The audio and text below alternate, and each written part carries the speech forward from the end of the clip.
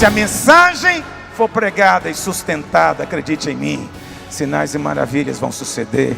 Glória de Deus vai descer, vai se manifestar. Salvação em massa vai acontecer.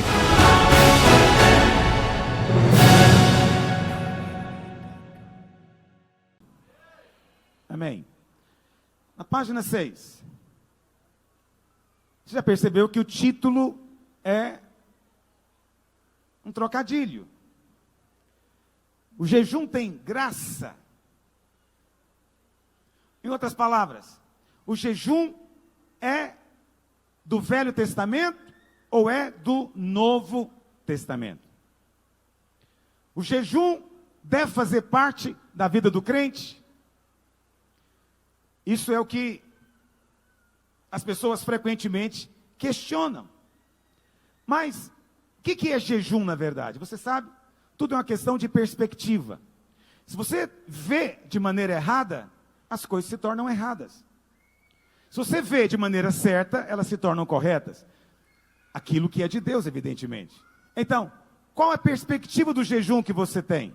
Se você acha que o jejum é um mandamento da lei, e que você tem que cumprir o jejum para ser aceito por Deus, de fato o jejum se torna errado. Mas se você entende jejum como oração intensificada, aí as coisas mudam de figura. E na verdade, essa é a melhor definição de jejum. Jejum é oração intensificada. Vamos cessar toda a movimentação? Vamos pedir silêncio? Jesus, lá em Mateus, capítulo 6, projeta por favor. Mateus 6, verso 2. A partir do verso 2, ele falou de 3 coisas. Querendo falar da vida do discípulo. Em outras palavras, ele falou de 3 coisas que seriam parte integrante da vida de todo discípulo. Ele disse primeiro no verso 2, quando, pois, deres esmola, não toque trombeta diante de ti.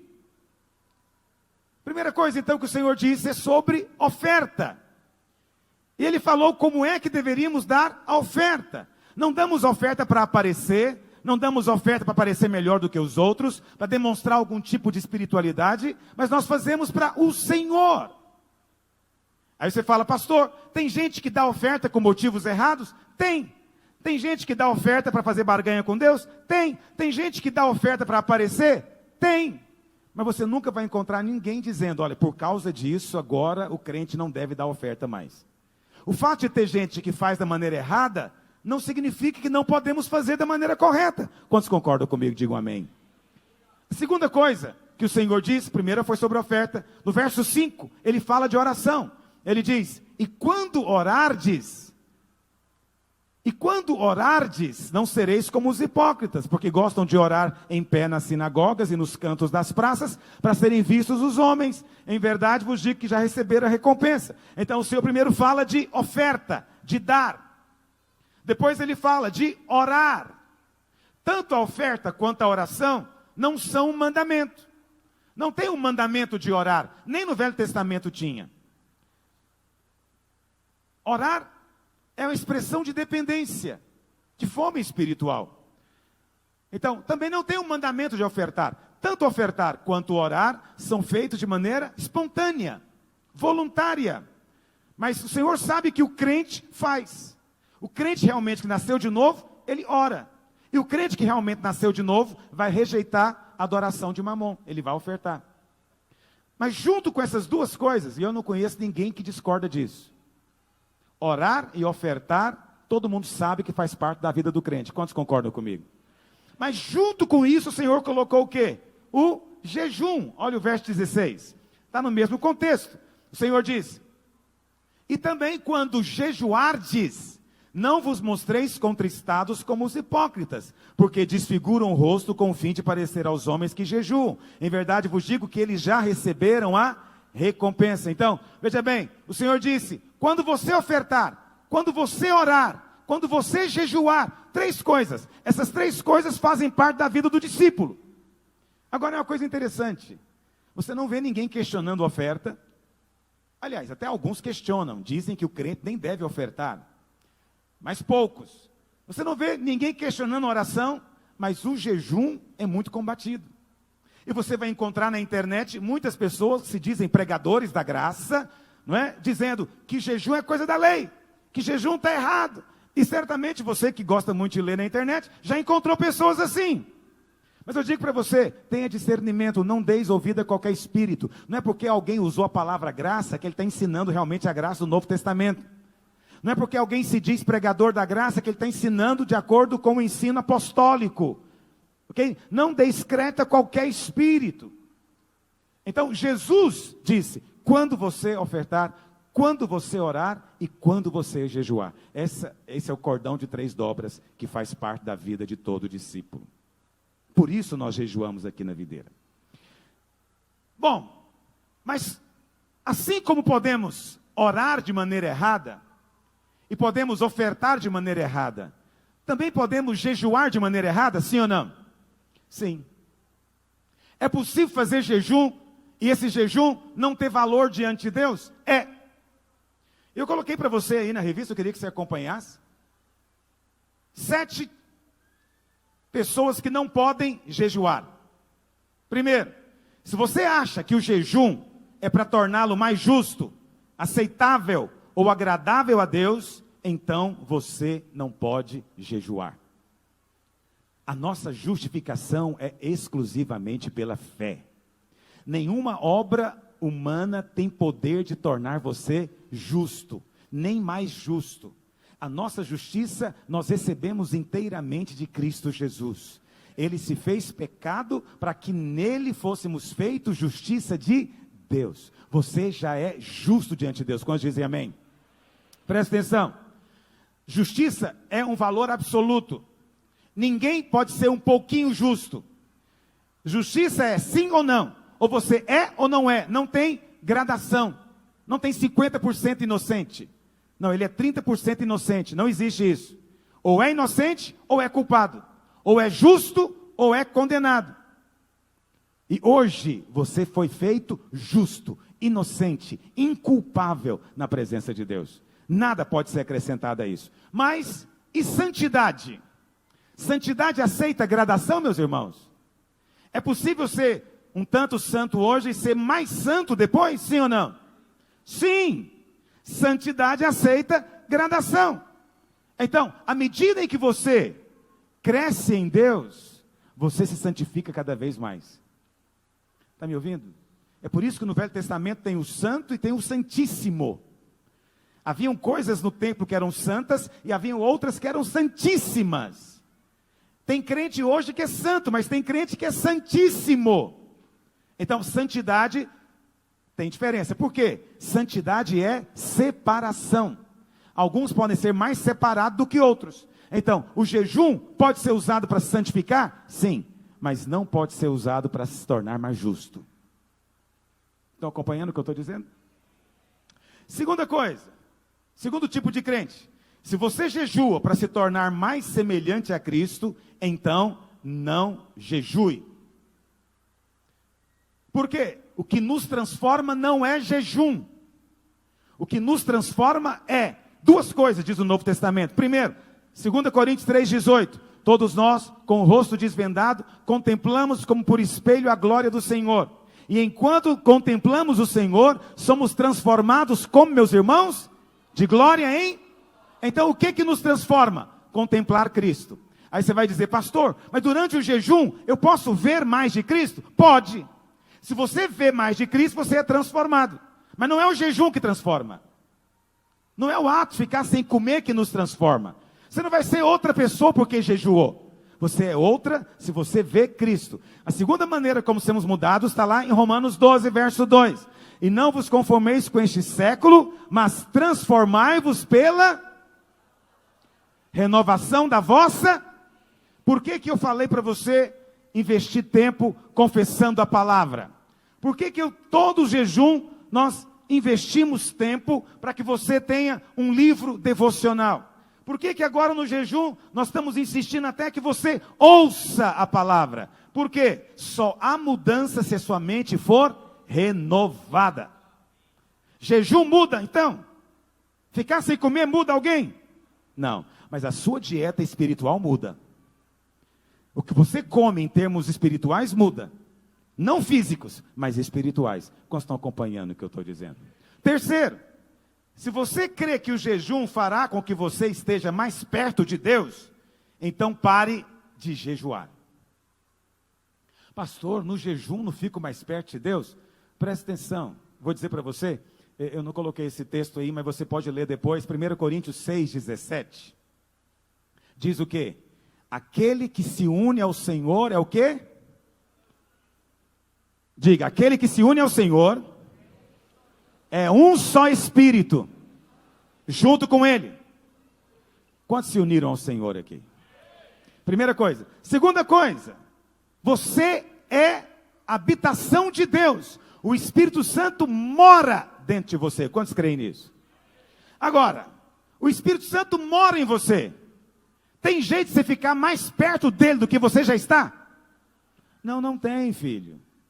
Não tem. Não tem como você ficar mais perto dele do que você já está, porque ele está dentro de você. Eu vou ousar dizer para você uma coisa: nem no céu você vai estar tão perto dele como você está agora, porque ele está dentro de você já. Amém, meus irmãos? Então, temos que abandonar esse conceito de afastamento de Deus. Segunda-feira você sai de casa, creia, ele está em você. Chegou no seu trabalho, ele está em você. Até mesmo quando você peca, ele está em você. Ele não te deixa. Ele te disse, nunca te deixarei, jamais te abandonarei. Você foi amalgamado, misturado com ele, unido é a palavra. Essa palavra unido no original é cola, de onde vem a palavra em português cola. Significa ser de tal maneira grudado um no outro que ninguém pode separar você mais dele. Mas pastor, eu cresci ouvindo dizer para a gente ficar mais perto de Deus. Tem até um cântico muito famoso, que eu gosto muito, que diz, mais perto quero estar, meu Deus, de ti. Quantos conhecem esse cântico? Eu adoro essa música. Mas ela não é 100% bíblica. Mas eu gosto dela assim mesmo. Olha para cá.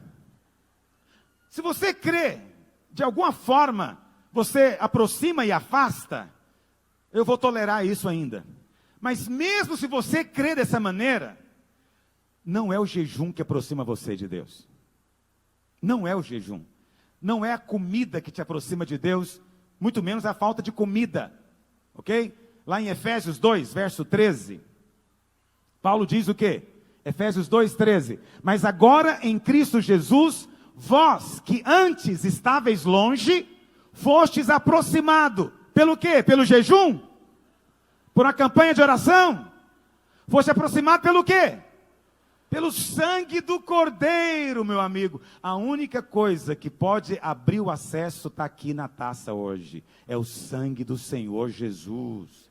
Você crê no poder do sangue? Então é pelo sangue que você é aproximado. É pelo sangue que você é aproximado. Paulo diz, é importante que todos nós lembremos disso. Romanos 14, verso 17. O reino de Deus não é comida e nem bebida. Eu posso dizer também que o reino de Deus não é jejum? Posso dizer? Se o reino de Deus não é comida, será que o reino é falta de comida? Muito menos. Então o reino de Deus não tem nada a ver com o que você come. Eu sei que tem uma demanda enorme com irmãos, com esse negócio de comer carne mal passada. Ah, tem carne mal passada, não posso comer mais carne mal passada. Presta atenção, o reino de Deus não é mais comida. Está me ouvindo? Não é comida. Não é a comida que te vai recomendar diante de Deus. Não é o que você comeu que te aproxima de Deus. Os irmãos sabem que eu tenho uma gráfica agora.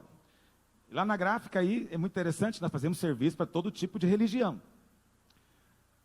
Ditas evangélicas. E tem uma igreja evangélica que eles acreditam que Jesus salva, mas você tem também que mudar de dieta. É legal demais isso. Escrever um livrão grosso, mandaram imprimir, porque eles pregam para o sujeito e falam, mas agora você tem que comer isso aqui. E tem lá a explicação toda por que você tem que comer comida natural, comida sem não sei o quê, orgânica, comida não misturar certo tipo de comida. E é um negócio complicadíssimo. Por quê? Porque acreditam que o reino é comida. Paulo diz claramente, não é comida. Você gosta de picanha? Bom para você. Prefere comer uma comida vegetariana? Tá bom também, come o que você quiser. O reino não é mais comida. Não pense que isso te aproxima de Deus. Mas será que eu posso dizer também que o reino não é jejum? Não é também. O reino é justiça, paz e alegria no Espírito. Eu sei que isso é sagrado para alguns. Mas se você está jejuando para ficar mais perto de Deus, não é isso que vai te aproximar do Senhor. 4. Se você jejua para se purificar, ou ser liberto do pecado, não jejue. Jejum não tem poder de te libertar do pecado. A única coisa, mais uma vez vou repetir, que pode purificar pecado e pode tirar o pecado e libertar você do pecado, é o sangue do Senhor Jesus. Nós vencemos o diabo é pelo sangue do Cordeiro, não é pelo jejum. Estou te mostrando quem é que não pode jejuar. Agora é tarde demais, já fez o voto de jejuar. Brincadeira, brincadeira. Isso aqui é só uma ironia, para você mudar a cabeça. 5, se você jejua para comprar a bênção de Deus, para agora mesmo. Se você está querendo fazer barganha com Deus, e está achando que você pode comprar a bênção em troca de alguns momentos com o estômago roncando, você está muito enganado. Por 2 razões. Primeiro, a bênção é mais cara do que isso. Segundo, não está à venda.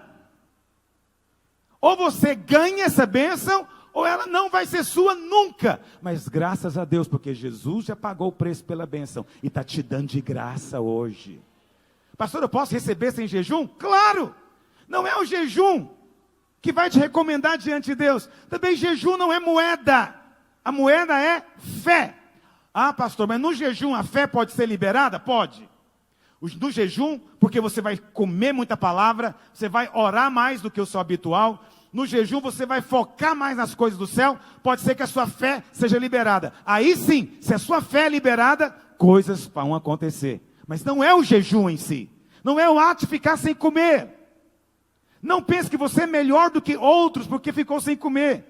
Nem pense que você está mais perto de Deus, ou que você agradou mais a Deus, ou que Deus agora gosta mais de você, ou que agora você pagou por aquela bênção, finalmente Deus vai fazer o que você queria. Você não pode obrigar Deus a fazer nada. Está me entendendo o que eu estou dizendo? Nem com greve de fome, porque nesse caso jejum seria apenas uma greve de fome. Ou o Senhor me dá, ou eu morro. Não resolve. Não é esse o caminho. Isso é obra humana, isso é lei. 6, se você jejua para que Deus sorria para você e passe a amar você mais, você pode parar de jejuar também. Deus já te ama o máximo que Ele pode amar. Está me ouvindo?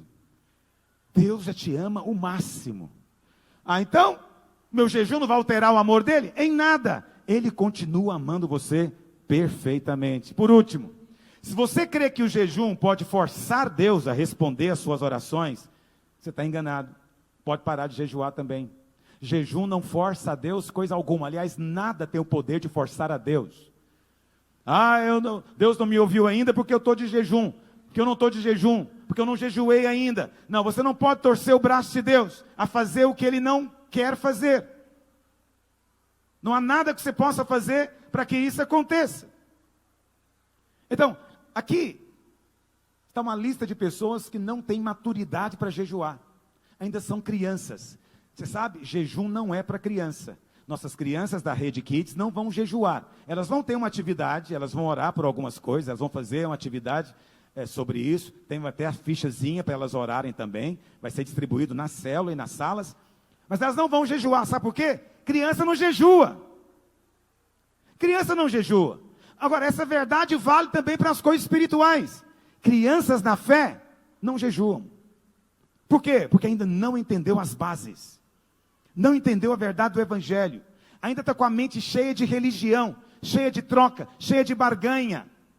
Ah, pastor, então é melhor não ter jejum, porque se tem irmãos fazendo errado, é melhor não fazer. Presta atenção, tem irmão entregando o dízimo errado, querendo fazer barganha com Deus. E nós deixamos. Nós não proibimos de entregar a oferta. Tem irmãos que acham a oração. Olha para cá, seja honesto.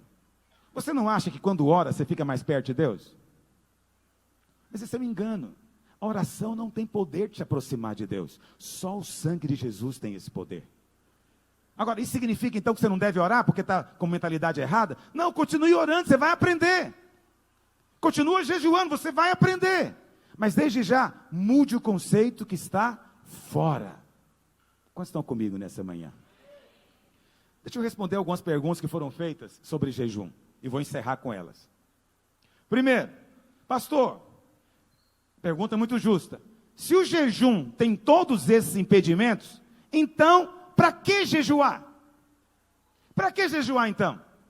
Se tem todos esses problemas, se nada disso é jejum, se as coisas que eu achava mais importantes, só acabou de dizer que não tem, ora, eu jejuava para quê? Para Deus ouvir meu pedido, jejuava porque eu queria ficar mais perto de Deus, ficar mais próximo dele, jejuava para quê? Porque eu queria ser mais justo. Agora você falou que nada disso vale, eu jejuava para fazer uma barganha com Deus mesmo. Eu jejuo, o Senhor me dá a bênção. Agora você diz que eu não posso fazer também, então é melhor não jejuar, não vou jejuar.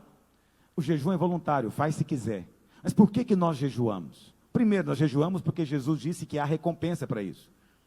Lá em Mateus, projeta por gentileza, Mateus capítulo 6, verso 16. Olha o que o Senhor diz. Quando jejuardes, não vos mostreis contristados como os hipócritas, porque desfiguram o rosto com o fim de parecer aos homens que jejuam. Em verdade vos digo que eles já receberam a recompensa. Tu, porém, quando jejuares, unge a cabeça e lava o rosto, com o fim de não parecer aos homens que jejuas, e sim ao teu pai. Quem jejua, jejua para Deus. E o teu pai que vem em secreto, ele vai fazer o que, meus irmãos? Te recompensará. Haverá recompensa para quem fizer o jejum? Sim. Assim como há recompensa para quem oferta, assim como há recompensa para quem ora. Eu quero recompensa do Senhor. Infelizmente, muitos desses ditos pregadores da graça não entenderam ainda que no Novo Testamento também existe recompensa. Existe algo que o Senhor faz para recompensar o crente. Por que o crente é recompensado? Porque jejum é oração intensificada. Oração é dependência de Deus. Quando eu vou jejuar, eu estou dizendo que eu não tenho outro recurso a não ser Ele. E quando eu digo que eu não tenho outro recurso a não ser Ele, eu estou dando toda a glória para Ele. Estou dizendo, se o Senhor não fizer, eu não posso fazer. Se o Senhor não fizer, ninguém pode fazer. Então, quando você age assim, você está atribuindo toda a glória ao Senhor Jesus e à obra do Calvário. Quando você faz isso, Deus é honrado e você vai receber a recompensa. Amém, irmãos? Segundo, pastor, o jejum não é incompatível com a nova aliança? Não, não é incompatível, já acabei de falar isso aqui. Por que ele não é incompatível? Primeiro, porque esse conceito é moderno. Nesses 2000 anos de história da igreja, os homens de Deus não achavam isso. Todos os homens de Deus jejuaram, os apóstolos jejuaram, Jesus jejuou, a igreja primitiva jejuou, mas agora, no advento da internet, tem alguns que são muito santos. Mais santo que Jesus. E dizem que não precisa mais jejuar. É como eu disse, você pode transformar o jejum em algo errado. Assim como pode transformar também a oferta em algo errado. Tem muita igreja que ensina barganha com Deus.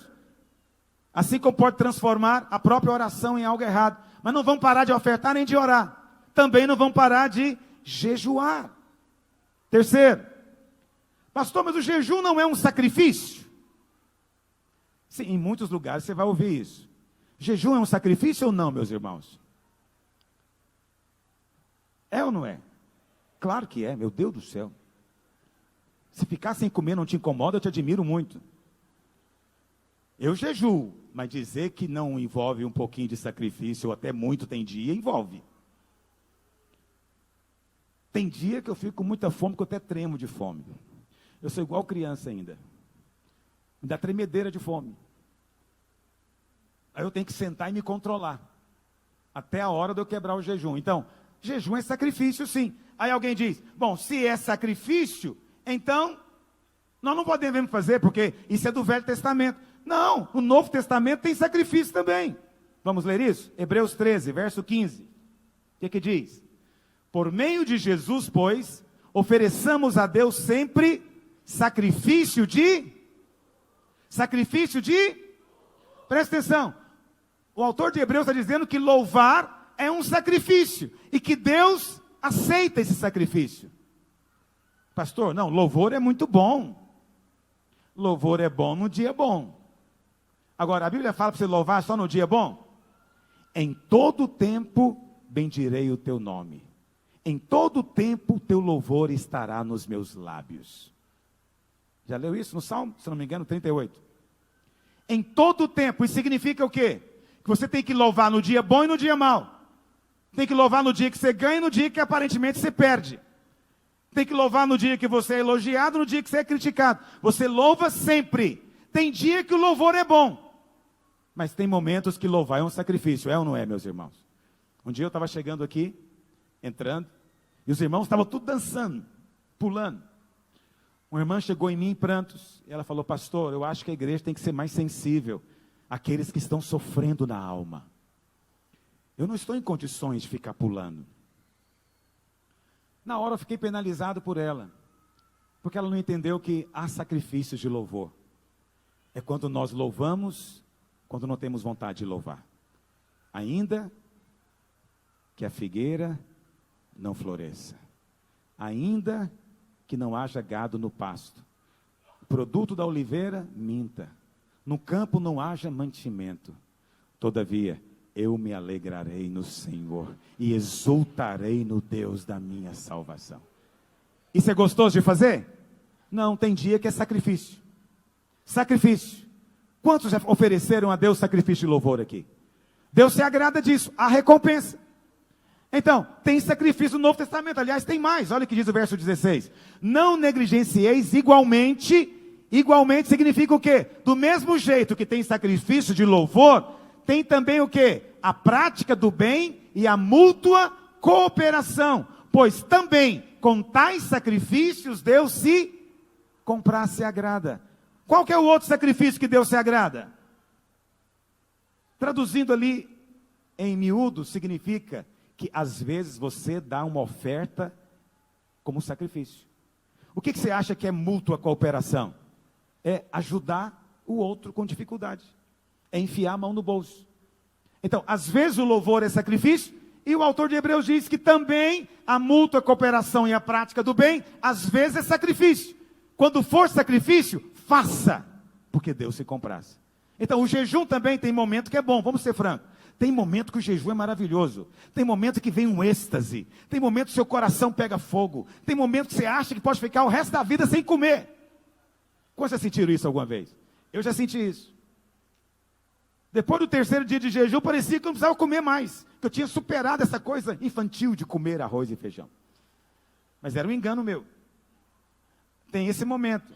Mas tem momento também que você fica sonhando que está comendo a noite inteira. É, meu amigo. Aí nessa hora é o quê? Sacrifício. Está no Novo Testamento. Portanto, o jejum é do Novo Testamento. 4. Pastor, existe uma ordem no Novo Testamento para que nós jejuemos? Não. Jejum não é mandamento. Jesus disse, quando orardes, quando jejuardes. Ele não disse, você vai ter que jejuar. Pastor, ainda não consigo entender. Por que então que eu preciso de jejuar? Porque o jejum é oração intensificada. Pastor, mas a oração tem que ser intensificada? Tem. Foi Jesus quem disse isso. Vamos ler 2 textos para encerrar? Vamos ler. Lucas 11, verso 5. Olha o que Jesus disse. Lucas 11, 5. Disse-lhes ainda Jesus, qual dentre vós, tendo um amigo, e este lhe for procurá-lo, meia-noite ele disser, amigo, empresta-me 3 pães, pois o meu amigo chegando de viagem procurou-me, e eu nada tenho que lhe oferecer. E o outro responda lá de dentro, não me importunes, a porta já está fechada, meus filhos já estão dormindo aqui comigo, todo mundo deitado, não vou me levantar para te dar pão nenhum. Digo-vos, pois, disse Jesus, que se não se levantar para dar os pães por ser seu amigo, todavia o fará por causa de quê? O que é importunação? Insistência, insistência, insistência, e lhe dará tudo o que precisar. Tá bom, o que você quer? Eu quero um pão, meu amigo chegou, você quer só pão? O que você quer mais? Quer açúcar, quer farinha, quer um gelozinho para o Guaraná? E você vai dar tudo. Por causa de quê? Da insistência. Por isso vos digo, por isso significa o quê? Que é necessário haver insistência. Não é que Deus é como esse amigo que não quer te dar. É que existem muitas coisas entre o céu e a terra que você não sabe, não conhece. Por isso o Senhor Jesus disse, foi Ele que disse, insista, insista, não pare de insistir. E Ele continua, pedi e dar-se-vos-á, buscai e achareis, batei e abrir-se-vos. Isso nos fala de intensificação, sim ou não? Pedir, parece que é uma coisa mais tranquila, eu estou pedindo, mas não, nada aconteceu. Aí eu passo a buscar, não é buscar? Buscar, mas parece que nada acontece. Aí eu vou para um terceiro nível, vai aumentando a intensidade. Aí nesse terceiro nível você pode dizer, eu vou jejuar sobre isso. Eu vou bater na porta, eu vou insistir de manhã, de tarde, de noite, até me dar o pão que eu estou precisando. Quantos creem que o Senhor vai responder no final? Foi Ele que disse. A oração, portanto, ela tem níveis de intensidade. O jejum é um nível mais alto de intensidade da oração. Só isso. Mas não é só não, é muita coisa. É muita coisa. Então, eu sei que muitos irmãos estão aí com a cabeça cheia de teologia, e se acham tão inteligentes e sabidos que querem rejeitar o jejum. Não faça isso. Não faça isso. Não rejeite, apenas mude os conceitos errados. Amém, meus irmãos? Tem uma outra parábola que está em Lucas 17, que é a parábola do juiz iníquo. E o Senhor fez questão de colocar o juiz como sendo iníquo, porque o nosso Deus não é um juiz iníquo. E para nós ele nem é juiz mais, ele é o nosso Pai. No entanto, o Senhor diz que aquela viúva importunou, insistiu, e no final ele teve que fazer. Por quê? Tem que pedir, buscar e bater. Nós estamos começando hoje um tempo de bater na porta. E todo que bate a porta se abre. Amém, meus irmãos? Por último, o jejum não contradiz o ensino de Jesus sobre a presença do noivo? Essa é uma boa pergunta. Mateus 9, verso 14. Esse é o texto mais claro quando Jesus diz que nós jejuamos. Ele disse, vieram depois os discípulos de João, lhe perguntaram, por que jejuamos nós e os fariseus muitas vezes, e teus discípulos não jejuam? Verso 15, respondeu-lhe Jesus, podem acaso estar tristes os convidados para o casamento, enquanto o noivo está com eles? Dias virão, contudo, em que lhes será tirado o noivo, e nesses dias hão de... Então, quando é que Jesus disse que nós iríamos jejuar, irmãos? Quando o noivo fosse... Então, você vai encontrar pregadores na internet dizendo que o noivo só foi tirado por 3 dias, que são os 3 dias que ele foi enterrado. Então, os discípulos só tinham que jejuar naqueles 3 dias. Essa é a interpretação muito limitada da palavra de Deus. Será que o Senhor Jesus estava se referindo a isso? Aí eles dizem, o noivo está conosco. O noivo não foi tirado de nós. Presta atenção, filho. Jesus disse, eu vou, mas não vou deixar vocês sozinhos. Vou enviar o Espírito. Então, quem está conosco hoje é o Espírito Santo. Nós estamos ausentes de Cristo. E porque nós estamos ausentes do noivo, é que nós estamos esperando a sua volta. Por que você está esperando o noivo voltar? Porque ele não está aqui, ora bolas. Como ele não está aqui, você está esperando que ele volte. Lá em 2 Coríntios, capítulo 5, verso 6, Paulo diz o seguinte, temos, portanto, sempre bom ânimo, sabendo que, enquanto neste corpo, estamos ausentes do... Olha, talvez você não está entendendo o português aqui, vou te falar com o português mais claro. Tenha bom ânimo, porque enquanto nós estamos nesse corpo físico, nós estamos ausentes do noivo. É isso que Paulo está dizendo. Então, Jesus falou o quê? Quando o noivo estivesse ausente, nesse tempo, os discípulos iriam jejuar. Esse é o tempo que o noivo está ausente, meus irmãos? Estou te mostrando na Bíblia. É preciso comparar Bíblia com Bíblia. Não siga qualquer ensino que falam por aí. Olha, esse é o 17º ano que nós fazemos jejum aqui na Videira.